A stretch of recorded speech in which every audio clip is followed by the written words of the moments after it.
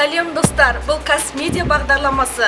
Бүгін бізде 21 жасында өзінің тігін шеберханасын ашқан Ханшайым кәсіпкеріміздің үйіндеміз. Бізбен бірге болыңыздар.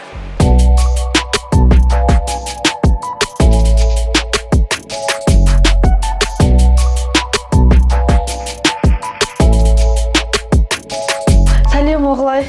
Саламатсыз ба? Көңіл-күйің қалай? Жақсы. Енді осы уақытқа дейін бірнеше кәсіпкерлермен жұмыс орнында сұхбаттасып едік. Бүгін сенің үйіңдеміз. Үй деген бір жылылықтың белгісі, өзім солай сезініп отырмын. Үйден ашқан қандай? Тиімді ме екен? Үйден ашқан шығыны аз болады, өзіңе де ыңғайлы. Қол астында болады жұмыс. Өзің жұмыс істейсің.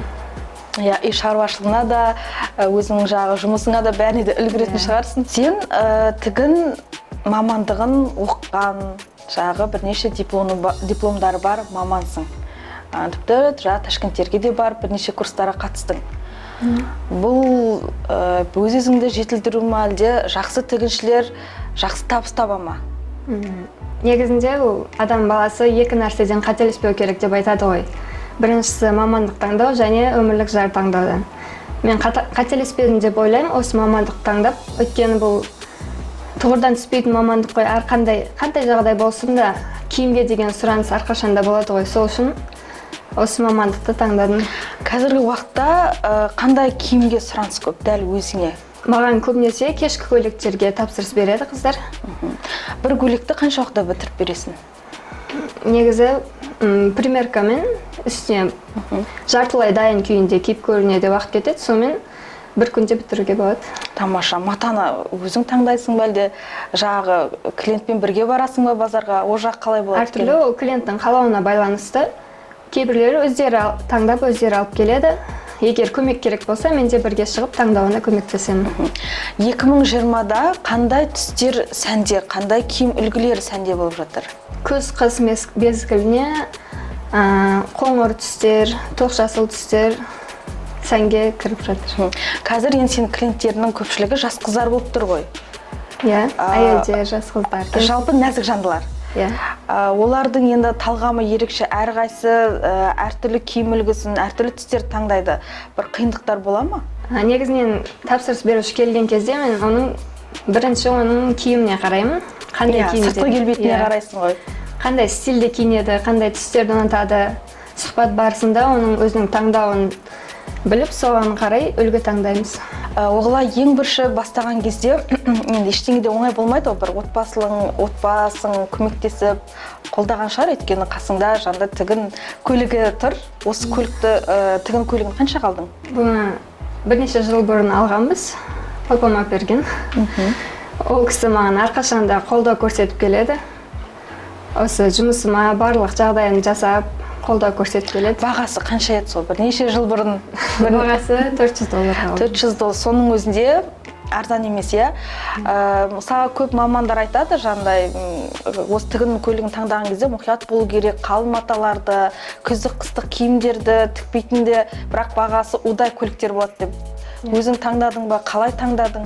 Бұл тігіншінің өзіне байланысты, негізі өзіне қандай машина өзіне ыңғайлы. Әртүрлі, қазіргі заманда негізі түрлері көп қой машинкалардың. Функциялары көп.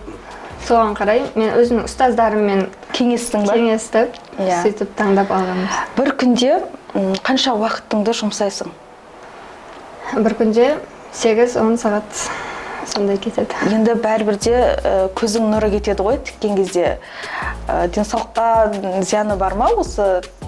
Майда жіп, майда жандай тігістер? Арасында обязательно өзімді жасап, сөйтіп тігем ғой. Көз талап дегендей. Өзінің қалауына байланысты. Енді алғашқы кезде мысалға білмеймін енді, сен тез үйреніп неғылып кеткен шығарсың. Кейбір қыздар айтады, қолымызды қанатып, инеге тығып алып, бір ойбай құрсын деп сондай бола ма? Ана дұрыс келмей қалады, киімдер пішкен кезде екі жақ екі түрлі болып қалады дегендей. Онда жағдай бәрінде болатын шығар деп ойлаймын. Менде де басында болған. Бірақ сол қателесіп, сол арқылы үйренесің деп ойлаймын өзім. Қателескенде, сол кейінгісінде сол қатені қайталамауға тырысып, сол арқылы жұмыс істеймін. Менде мысалға тігуге жалпы икемім бар да, киімдер тігуге тіккім келеді. Осындайда үйде тігін көлігі бар, мамам тігеді, қарап отырып соны серік болып үйренген, бірақ осы бір қабілетті кез келген адам жетілдіре алмайды. Мысалға жаңағыдай қызығушылық болды, қалып кетіп жатады. Осыны қалай жетілдіру керек, қалай осыны өнімге, бизнеске айландыру керек? Барлығын тастап қоймау керек. Постоянно қолды түсіріп, жетілдіріп отыру керек деп ойлаймын. Қосымшада үйреніп тұру керек. Негізінде ол барлығының қолынан келетін жұмыс, ерінбеу керек, сабырлы болу керек. Сабырлық пен төзімділікті талап етеді. Енді сенің киімдерінің бағасына көшейік. Жаңа кешкі көйлектер деп қалдың, бір күнде тігіп береді екенсің. Матасын санамағанда бағасы? Бағасы негізінде әртүрлі болып келеді. Ол үлгінің қиындығына, материалдың құрамына байланысты болып келеді. Қиындау маталар бар, мысалға, соларға да байланысты.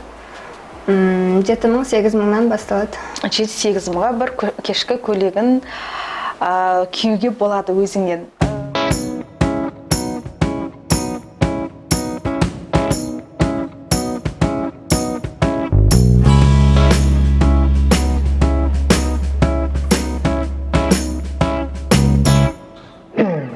Оғылай енді сен жаста болсаң, табысты кәсіпкерсің ғой. Маған да енді жаңа тастап қоймаңыз, бұл өнер деп айтып жатырсың. Ал жалпы үйінде жаңа тіккісі келетіндер көп. Оқымаса да, диплом алмаса да, әйтеуір қолынан өнер келеді. Сондай кәсіпкерлерге, сондай қыз-келіншектерге қандай кеңес бересің? Мен өзім осы кішігірім, қазір әлеуметтік желі жақсы дамып жатыр ғой, мен өзім содан бастағанмын. Сол арқылы тапсырыс берушілер сол арқылы көріп, келіп тапсырыс берді. Әлеуметтік желіге өзіңнің тіккен киімдеріңді, өзіңе тіккен киімдеріңді қойып, сол арқылы табыс табуға, реклама жасап, клиент табуға болады ғой. Енді алдағы уақытта жоспарың қандай? Мақсаттарым өте көп алдыма қойған. Осы жұмысымды ары қарай дамыту. Және де маған көп қыздар жазып жатады, тігіншілікті үйретіңізші деп. Соларға да кішігірім болсын базалық курс ашуды өзім мақсат етіп қойғанмын.